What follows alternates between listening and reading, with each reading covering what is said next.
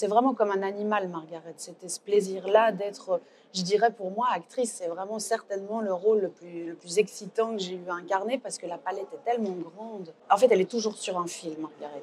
Et ça, c'était le plus grand défi, qu'on arrive aussi à aimer ce personnage. Cinévox. Alors rapidement, c'est l'histoire d'une fille violente qui, suite à une dispute familiale, se retrouve obligée de se tenir à 100 mètres de sa maison et ne peut plus s'approcher de- d'une ligne imaginaire qui va à un moment donné être tracée euh, par sa petite sœur.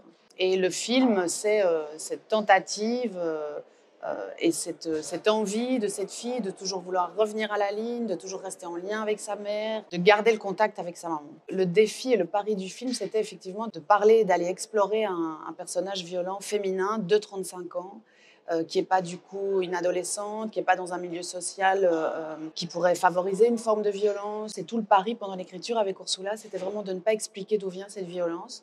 Alors il est évident qu'on a abordé à un moment donné des thèmes comme le fait éventuellement qu'elle est borderline ou des choses comme ça, mais on a vraiment essayé de ne jamais l'expliquer, au même titre que plein de personnages masculins très connus, incarnés par des acteurs aussi très connus. Je pense à des grands acteurs, hein, pourquoi Sean Penn ou De Niro, ou dans des films très particuliers, tout à coup arrive le visage marqué et se mettent à tout péter dans une pièce. C'est presque un peu sexy en fait, et du coup on a vraiment eu envie de se dire tiens, et si on s'attachait à une femme qui a la même problématique, où est-ce que ça va nous emmener? Effectivement, le rôle est très physique, mais il y a vraiment un panel d'émotions et c'était très excitant pour moi en tant qu'actrice d'aller un peu partout parce que Margaret, c'est vraiment, d'abord elle est ultra sensible et puis du coup, comme elle est ultra sensible, il y a quelque chose où elle est tout à fait dans le présent. Elle n'est jamais chargée de la veille, elle ne se demande pas trop comment ça va être demain ou qu'est-ce que ça va générer ses actions ou son rapport avec les uns et les autres. Et effectivement, au premier abord, c'est quelqu'un de violent, c'est quelqu'un de physique. Mais au fil du film, il y a une forme de douceur qui se déploie et parce qu'on a tout à coup accès à ses fragilités et finalement cette ligne qui pourrait provoquer chez elle quelque chose d'ultra, oui, d'ultra violent, la cadre d'une certaine manière, la calme et met en fait une distance qui permet à cette famille d'être en lien, très paradoxalement, pendant le temps de cette injonction. Au début, quand Ursula m'a proposé d'intégrer ça dans le personnage de Margaret, quand elle a eu l'idée qu'elle chante ou qu'elle fasse de la musique, j'étais pas tellement pour. Je me suis dit non, non, mais elle m'a dit bah oui, parce que c'est un contrepoint à cette violence. Je m'imaginais que cette Margaret toute jeune a dû peut-être passer des heures sous le piano de sa mère à l'écouter jouer.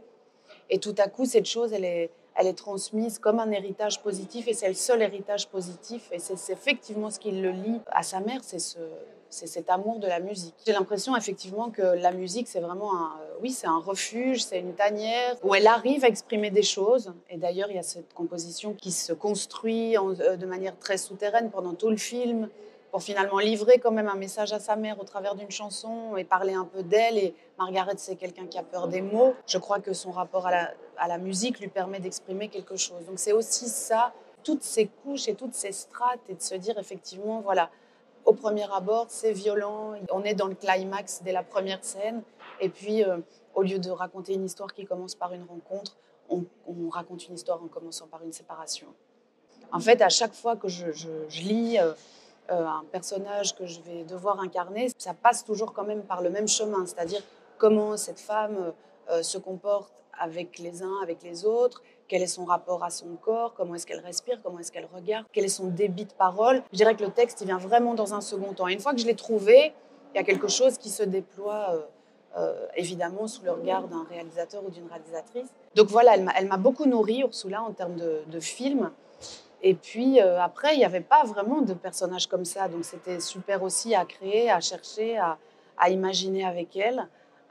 Et c'était vraiment d'une prise à l'autre. Pendant le tournage, j'ai fait des grands écarts. On a cherché ce personnage vraiment et on a des fois été surprises toutes les deux de là où en fait on arrivait à l'emmener.